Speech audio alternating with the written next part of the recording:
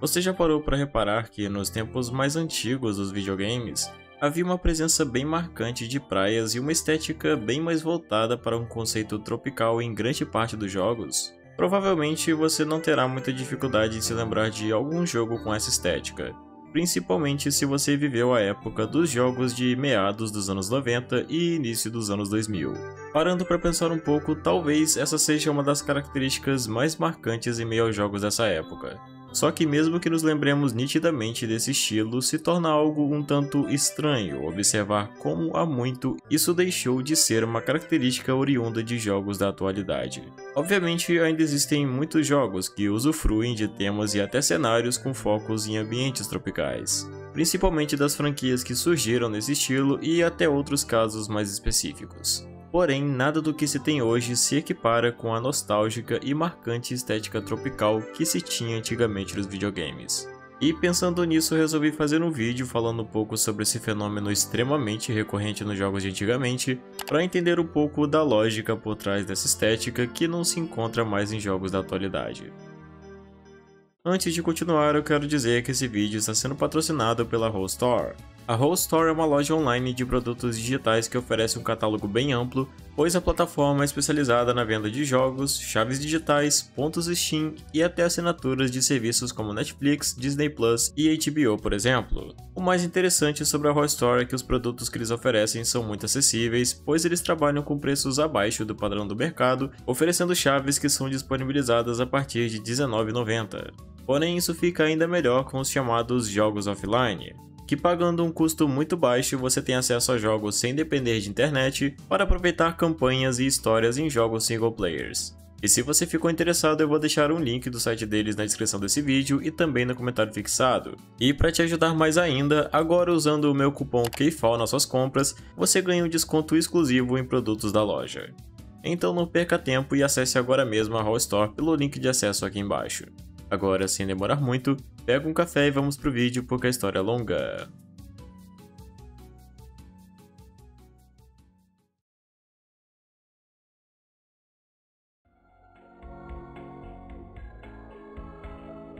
Apesar da estética tropical estar principalmente relacionada com jogos dos primórdios da era 3D, antes mesmo do advento dessa nova tecnologia, ainda era observada essa estética em jogos de 8 e 16 bits. Um exemplo disso é o jogo Cool Spot, de 1993, um jogo advergame da marca de refrigerante 7-Up, que por acaso é reconhecido como um dos advergames mais bem feitos de todos os tempos, porém não chegou a ser muito popular por aqui por ser uma marca de refrigerantes americana. Pelo fato de estar relacionado com uma bebida, a temática tropical é um ponto notável do jogo para se relacionar com a ideia de algo que você consome em dias de calor como um meio de se refrescar, tendo assim várias fases ambientadas principalmente em cenários praianos e músicas estilizadas de surfing. Porém, o que é muito lembrado por esse tipo de ambientação é a clássica série de jogos Monkey Island, que teve seu primeiro lançamento no ano de 1990. Pelo fato de ser um jogo temático de piratas e afins,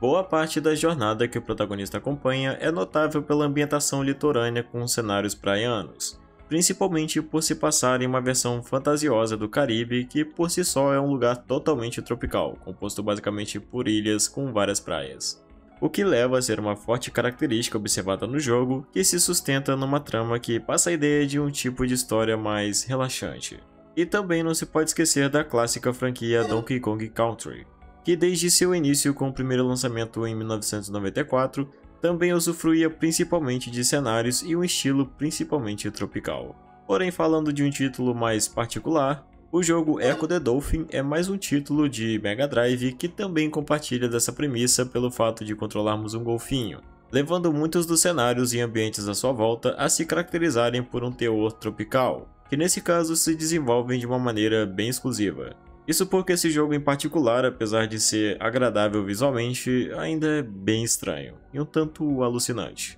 É um jogo bem bizarro em certo ponto. Aliás, eu até quero falar sobre ele em um vídeo futuro. Porém, isso ainda não muda a ideia dele estar entre um dos primeiros jogos dessa nova era tropical onde o mercado estava entrando e que se intensificou ainda mais com a chegada da tecnologia 3D.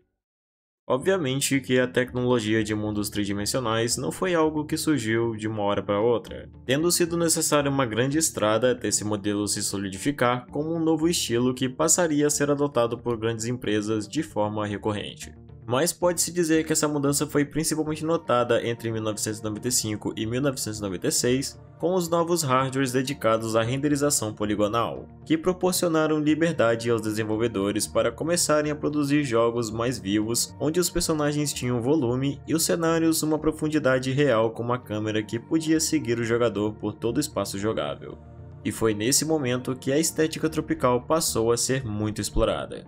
Crash Bandicoot é um bom exemplo de se mencionar como um dos maiores clássicos de PS1, lembrado bastante por sua ambientação voltada para selvas, mas principalmente com espaços localizados em lugares litorâneos que caracteriza completamente a estética do jogo. Mas isso se estende para outros clássicos, como Super Mario Sunshine, que é completamente ambientado em cenários de praias, o próprio Donkey Kong 64, que migrou a franquia para o 3D permanecendo na mesma estética, Kingdom Hearts, que tem muitos ambientes e fases marcadas por praias e ilhas, e até outros como o Far Cry, que com o primeiro lançamento da franquia em março de 2004, também foi introduzido nesse mesmo conceito com ambientes de litorais e ilhas.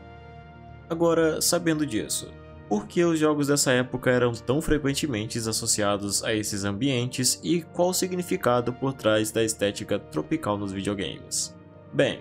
para entendermos isso, primeiramente precisamos compreender um pouco do contexto e influência da cultura pop do final dos anos 90. Durante essa época, a indústria do entretenimento como um todo tinha o estilo tropical como uma das principais fantasias do imaginário popular, algo que não se limitava apenas em jogos. Inclusive, os videogames foram puramente influenciados por essa fantasia que estava estruturada na sociedade da época. Houveram vários lançamentos de filmes e séries que principalmente moldaram essa perspectiva, como o clássico Lagoa Azul, O Náufrago, a série Lost, até mesmo Jurassic Park, que eu comento bastante no canal, é notável pela narrativa construída em ambientes litorâneos, principalmente por se passar em uma ilha, que em si é estruturada com a ideia de ser um resort tropical, o que reflete no design das construções do parque, por exemplo, que são esteticamente voltadas para uma arquitetura do Havaí. Também em animações isso era muito presente, como em Procurando Nemo de 2003, o clássico Lilo e Stitch, que até teve o live action recente,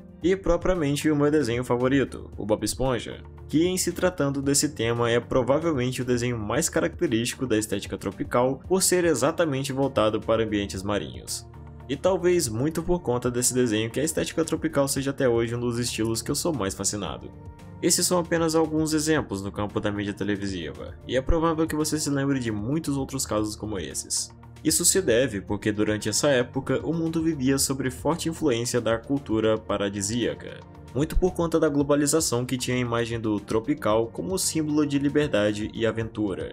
Isso também refletia na propagação da cultura do surf e de esportes aquáticos, que eram igualmente relevantes, o que podia também ser observado com a ascensão dos jogos de esportes radicais que em vários casos se relacionavam com atividades de praia, como por exemplo o jogo Wave Race Blue Storm de 2001, que era baseado em corridas de jet ski, e que nesse caso é apenas um exemplo de vários outros jogos de esportes radicais desse estilo, podendo ser mencionado vários outros como Kelly Slater's Pro Surf, Splashdown, Hydro Thunders e etc. Mas mesmo não sendo relacionado a esportes, a cultura tropical se estendia para praticamente todos os gêneros de jogos, como em jogos de simulação com a própria franquia Trópico, que foi originalmente lançado em 2001, que aliás é um jogo que eu gosto bastante porque mescla duas coisas que eu gosto muito, que é city building e estética tropical. No final dos anos 90, praticamente tudo passou a se relacionar com a estética de praia, não apenas em jogos ou filmes, mas até em comerciais televisivos.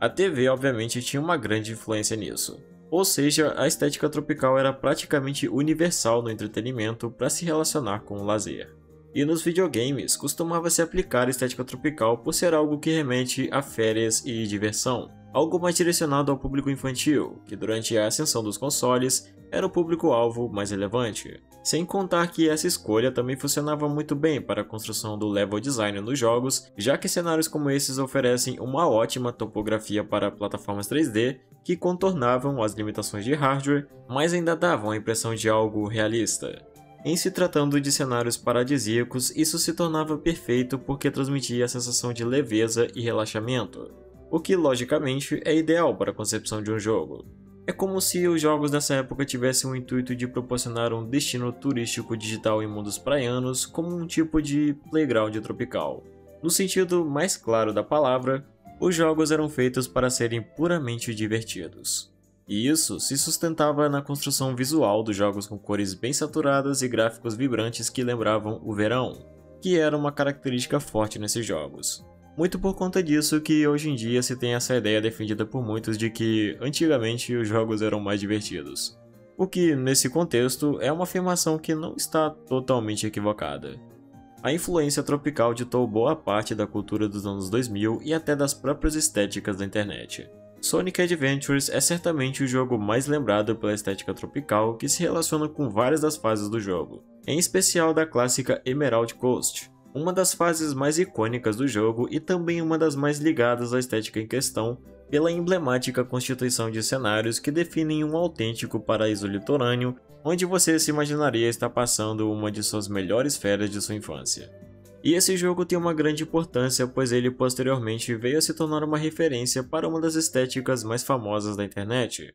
o Vaporwave, que em si já reflete com precisão essa cultura influente dos anos 2000, porque além de estar relacionada ao movimento associado aos aspectos tecnológicos e retrô do início da internet, o Vaporwave também é muito associado visualmente com a estética tropical, tendo constantemente a presença de praias, pôr do sol e palmeiras como base de sua constituição de design. Explicando a ideia de, nesse contexto, a Emerald Coast ser um palco totalmente ligado nesse estilo. O Vaporwave é uma estética muito lembrada por se relacionar com elementos dos anos 90, porém ele não pode ser definido como um estilo de design comum de antigamente, pois ele só veio surgir bem mais tarde na internet por volta de 2010. O que não é o caso, por exemplo, do Fruitige Aero, que nesse caso foi de fato um estilo de design popular originado em meados dos anos 2000, que explica muito bem a cultura de sua época por ser definida como uma estética atrelada a elementos futuristas com a natureza,